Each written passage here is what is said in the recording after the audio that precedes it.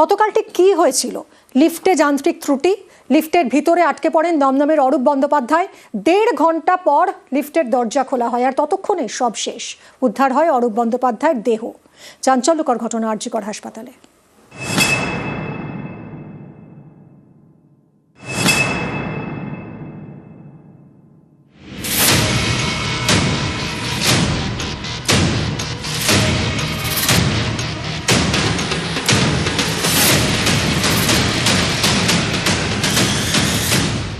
দমদম নাগেরবাজারের বাসিন্দা অরূপ বন্দ্যোপাধ্যায় বৃহস্পতিবার রাতে তার বছর 5-এর ছেলের হাত ভাঙে।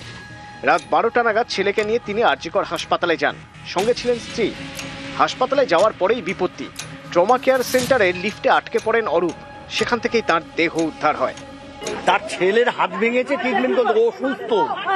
লিফটে ওর ওয়াইফের সঙ্গে ছিল, তারপরে লিফটটা খুললেই বেঁচে যেত। লিফট আটকে গেছিল। কোনো লোকও নেই? না, লোকও নেই, কেউ নেই। না, কোনো লিফটার নেই, কেউ নেই, কোনো সিকিউরিটি নেই, কিচ্ছু নেই, নালে বেঁচে যেত। পরিবারের অভিযোগ, ট্রমা কেয়ার সেন্টারে নিয়ে যাওয়ার পরে সেখানে 2 ঘন্টার বেশি সময় ধরে বসিয়ে রাখা হয়। রাত 3টে নাগাদ ছেলেকে নিয়ে লিফটে করে 4তলার টয়লেটে যান অরূপ এবং তার স্ত্রী। অভিযোগ, 4তলায় লিফটের দরজা খোলেনি। লিফট ওঠানামা করতে থাকে। 2তলায় লিফট থামে, দরজা খোলে। স্ত্রী এবং ছেলে লিফট থেকে বেরোতে পারলেও অরূপ পারেননি।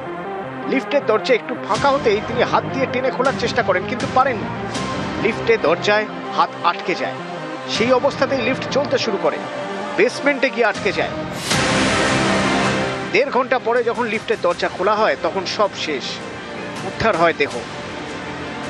আমার ভাইপো প্রচন্ড চিৎকার করেছে, কিন্তু আমার দাদার চিৎকার আমি আর শুনতে পাইনি। লিফট খুলে বললাম অন্তত সিঁড়ি দিন একটা, ওরা উপরে উঠে আসুক। কেউ কোনো সাড়া দিল না। র্যাফ এসছিল, পুলিশ ছিল, আমি অনেক বলেছি, কেউ না। আমরা সবাই মিলে চিৎকার করি। I'm making a complaint. They should be behind the bar and I have requested. They could have saved my son. They have not done it. Private security লোক দাঁড়িয়ে ছিল, ক্যালকাটা পুলিশের হোমগার্ড পুলিশ দাঁড়িয়ে ছিল, আরো অনেকে দাঁড়িয়ে ছিল। যে ওই লিফটটা উঠছে নামছে, ওর বডি আটকে গেছে। ইমিডিয়েট এটা খোলার ব্যবস্থা করুন। ওরা বলছে পিডব্লিউডির কাছে চাবি, গেটটা যদি ভেঙে দিত তাহলে কিন্তু কোনো অসুবিধা হতো না। কিচ্ছু করলো না, আমার ছেলে চলে গেছে। লিফটের ভিতর কিরকম মর্মান্তিক ভাবে মৃত্যু হয়েছে তা ময়নাতদন্তের প্রাথমিক রিপোর্টে স্পষ্ট। সেখানে বলা হয়েছে, মৃতের শরীরের একাধিক জায়গায় আঘাতের চিহ্ন, পাঁজরের হাড় ভেঙে টুকরো টুকরো হয়ে গিয়েছে, ফুসফুসেও আঘাতের চিহ্ন, হার্ট এবং মাথায় গুরুতর আঘাত লেগেছে, আঙুলের হাড় ভেঙে টুকরো টুকরো হয়ে গিয়েছে, কিডনি ফেটে গিয়েছে।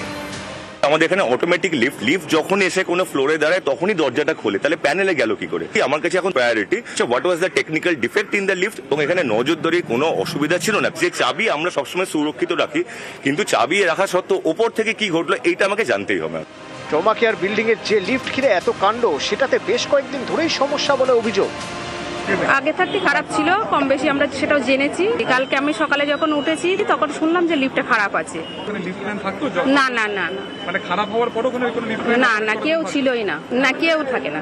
আপনাদেরকে অপারেট করে যেতে? হ্যাঁ, আমাদেরকে অপারেট করে যেতে হয়। কেউ কোনো পরিষেবা নেয়নি। হ্যাঁ, আমার খারাপ হওয়ার পরেও তো আমরা যাওয়া আসা করেছি। হ্যাঁ, নিজেরা যাতায়াত করেছি। এমন হয়েছে যে কিছুটা উঠেছে নেমেছে? হ্যাঁ, এরকম হয়েছে। দরজার 16 খুলছিল, ঠিক আছে, দরজা খুলছিল না, আটকে যাচ্ছিল না।